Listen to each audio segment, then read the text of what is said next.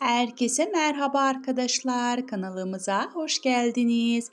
Ünlü oyuncu Güpse Özay bir sergide verdiği repertuarda kızı Can Asya ile ilgili açıklamalarda bulundu. Barış Arduç'la olan evliliğinden adından söz ettiren Güpse Özay, kızı Can Asya'nın kendisinden ve eşinden hangi özelliklerini almasını istediği yönünde sorulan sorulara cevap verdi.